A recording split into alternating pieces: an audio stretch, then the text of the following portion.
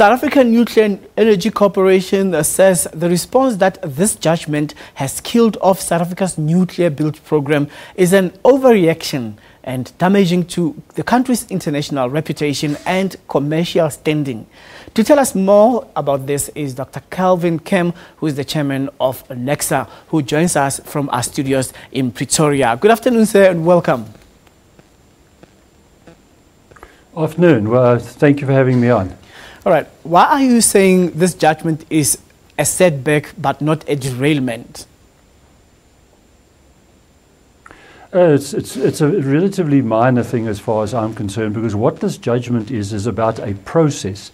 There's a specific route that the judges said we have to do a certain public route with some hearings and so on.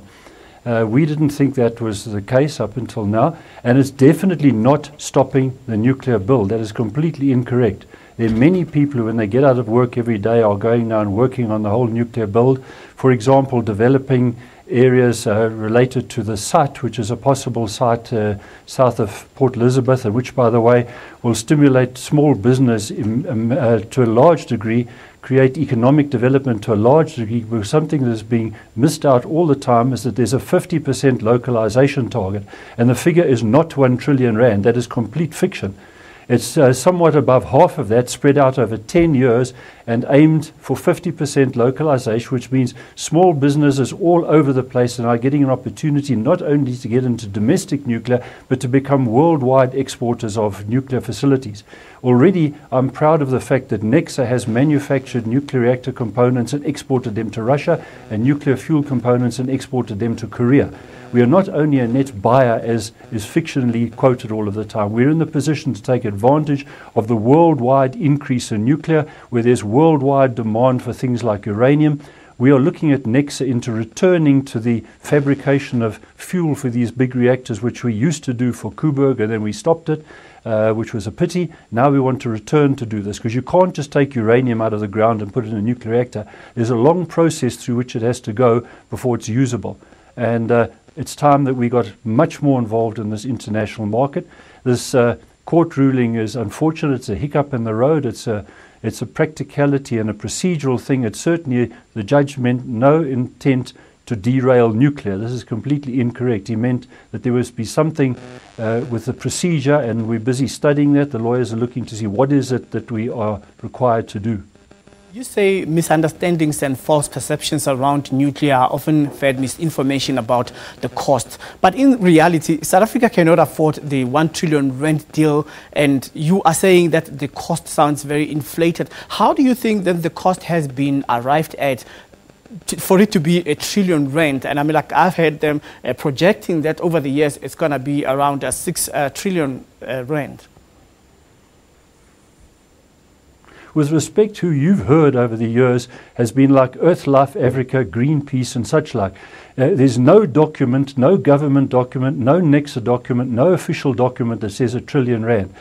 Credible sources are people like Northwest University that have analysed this, and various other analysts. We at Necsa even got consultants from London to check these figures, and the figures come out at something like 650 billion spread over 10 years, not one shot once.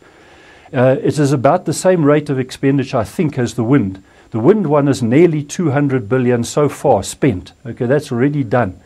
We are talking about 650 billion on 3 different power stations, and approximately 200 billion each, so to speak, over 10 years. So when the first power station starts, part of the way through, we will then start the second one, so that the welders and the machinists and all those sorts of people that are South Africans that are working on the job will be transferred to the next one. That's why we're going now for what's known as a fleet approach. We don't want to just buy the one, we want to get 3 all in one shot. That's how come the 9,600 megawatts comes into the picture. So that as we get people trained up and as small business gets involved, they can move on to the next one. Well, Dr. Kemm, surely other people don't think it necessary for us to overlook the victory at the court. And secondly, many people have been saying that this matter was not raised in a very transparent manner. That is why many people are very skeptical of it, and they are celebrating the court victory. What are you saying about that? Well, it's a strange thing. Now, about half a dozen weeks ago, when EarthLife Africa took Necsa to court over what they claimed was a nuclear smelter that was emitting radioactive smoke over the neighborhood, Necsa won that court case, and the court case was awarded to Necsa, and costs were awarded against EarthLife Africa. Now, you didn't hear about that one, which was a deliberate smear tactic to try and make us look bad. That is part of the campaign to destroy the nuclear program. This is one of those things, looking for some hiccup in the system.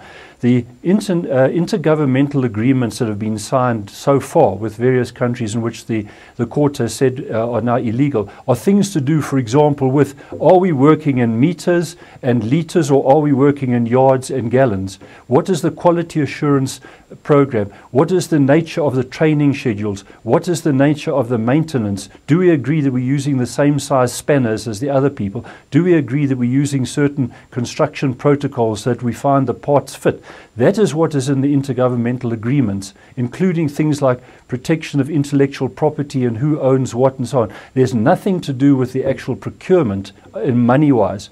In December, a thing called an RFI went out, which was a request for information for the countries that could potentially be bidders to say, we agree with the principles which we had laid on the table as the things we want, such as the training and the QA systems and all this type of thing. That's what it was. That's all it was. It was not part of purchase where money is going to be spent at all. That was planned to go out in June. Okay, let me interrupt you there. Round of money quotes to come in. My apologies.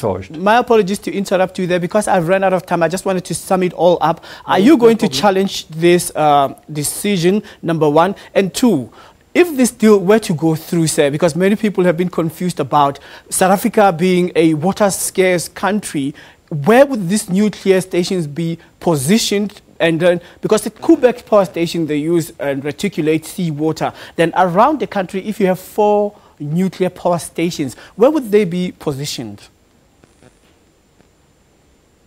Okay, well, you see, that's also one of the smears that goes around. It's not your fault, but it'll use zero water. They are all on the coastline, and all the water is a seawater that is sucked in through the plant and then returned to the sea.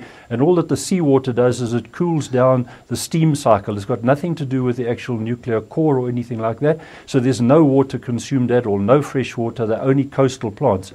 All electricity in South Africa largely is produced by the coal-fired power stations north and eastwards of Pretoria. And Koeberg produces half of the electricity of the Western Cape. We need to put more electricity into the country from the bottom up, from places like Port Elizabeth, Cape Town, then on the West Coast. And that's what this is doing, is to try and balance the supply so that Cape Town is not dependent on pulling its electricity all the way from Mpumalanga. And that's why it's one of the reasons why it's being done. It's also the case right now that Eskom's cheapest electricity is Koeberg Nuclear Power Station. It's half the price of the average selling price of Eskom. Whereas like the wind and solar is far more expensive, like that, half a dozen times more expensive. So it's also a fallacy to claim that nuclear is expensive. It isn't. There's a capital cost at the front, but you've got to look at the lifetime. Koeberg is handsomely profitable now and is only halfway through its anticipated life of something like 60 years. Koeberg is just over 30 years old. From now on, for the next 30 years, which is longer than the lifetime of any wind system, Koeberg will just be making money hand over fist. Half a century ago, when the government of the day decided to go nuclear from the bottom up, they were doing the right thing. We were less experienced than now. Now we're much more experienced, and the decision to go ahead with nuclear is right. It's the best thing to do for us to get into the world playing field in this game and for the benefit of the country. We need the power. This is the right way to go. Right. Dr. Kemm, thank you very much for making time to talk to us this afternoon. You're welcome. Thank you very much for inviting me along. All right, that has been Dr. Kelvin Kemm, Chairman of Necsa, talking to us live from our Pretoria Studios.